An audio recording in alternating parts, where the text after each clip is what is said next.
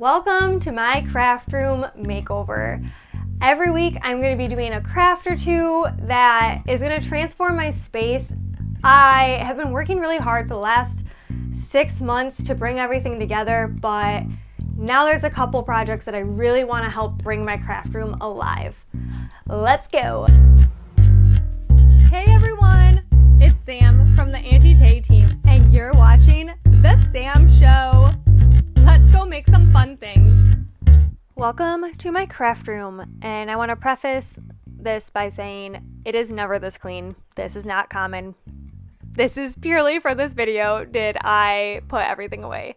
But you had my flower wall, my glitter wall, my hexagon shelves that my husband built me, my corner, the island that I absolutely love. I have storage, a bunch of little things, my HTV, my fish tank, my desk, my chandelier, my corner little bench with my little plants, and my corner windows that I absolutely love. And that's my room, guys. Today is the day, guys. I'm finally decorating my Cricut maker after a little over 3 years of having it. I just couldn't commit, and then when I saw the Auntie home line patterned vinyl, I knew exactly what I was going to do, and it completely transformed my Cricut and my Cricut cart to give it a whole new vibe. Let's go check it out right now. The before, and it is very sad looking. I'm going to be using Tay's home line locked in my craft room pattern 8 and pattern 5 for my cart and Cricut. I took some alcohol and gave my maker a good cleaning, and I used a coffee filter so that it didn't leave behind some lint, because I hate when that happens. So I use coffee filters a lot when cleaning my surfaces. Before you get going on cutting your pattern, make sure you know which way it lines up and the way you want to put it on whatever you're putting it on.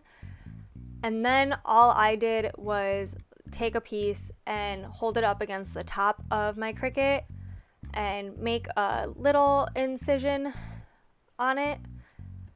From there, I literally just folded it over, or if you wanted, you could just go straight across and measure it out. I took my Cricut ruler, and I really love using this because it gives you such a straight cut. But because of the way I wanted to cut it, it didn't fit in there super easily, so I made it fit. It worked. You just have to be very precautious before you cut. You know, measure twice, cut once. And then I decided to use the wet method just so it was a little easier. I could move the vinyl around if it wasn't perfectly lined up. And all the wet method is taking a little bit of dish soap and a little bit of water. Now, you don't want to douse your Cricut in water. Mine is beyond the warranty, so if yours is still under warranty, maybe don't film this and put it on the internet.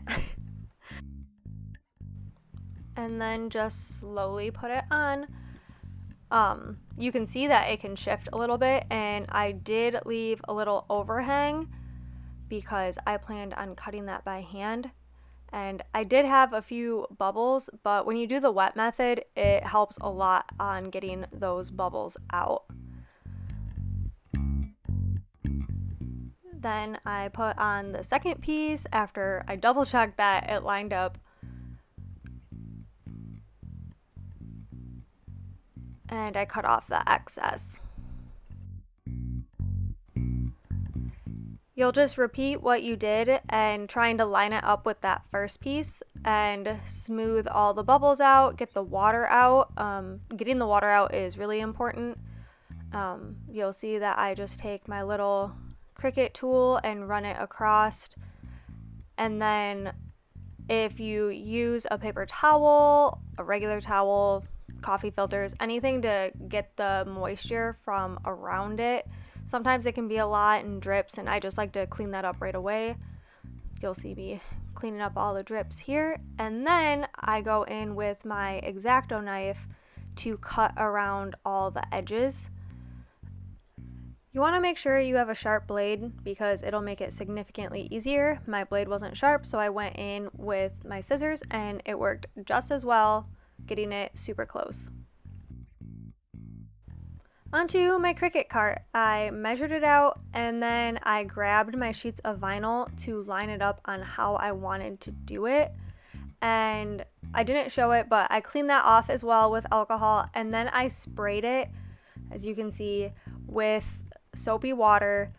And this helped a ton when you're doing big sheets like this to help move it around. You can see I can shift it pretty easily.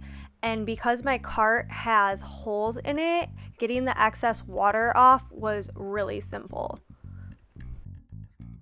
So I just continued to line the pattern up and cut it. And the excess from the bottom, I just took that and went straight into the top part with it since it was already cut. I used the wet method and put it on there. But I found out after I put it on that that pattern didn't match because that was the part I cut, so I had to move it to the other side. But because I used the wet method, it was super easy. So you can see I also put vinyl on the bottom drawers, and I decided it was way too much. So I ripped it all off and decided to sand them because I'm going to paint them. So the only reason I sanded them is because plastic sometimes is hard to spray paint or paint at all. It doesn't like to stick on it, so I wanted to rough up the surface with sanding it, give the paint something to hold onto.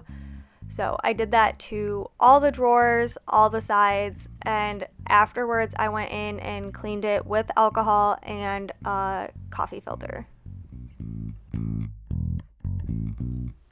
Then I'm out in my garage, I flipped them all over, and I'm just using a Rust-Oleum matte black paint. That's what matches my decor, and I thought would look really good with my Cricut cart. I did super thin coats so that it wouldn't run, and I did about 2 to 3 coats for all of them. It just depends on how thick of a coat I did, but you don't want it to run and you want it to stick well, so doing thin coats is best. Here she is! Look at how much better and alive and not sad she looks. I love that my Cricut matches without being the identical pattern to my cart, and it totally matches the vibe of my craft room and fills my heart. See you next time for another craft room craft.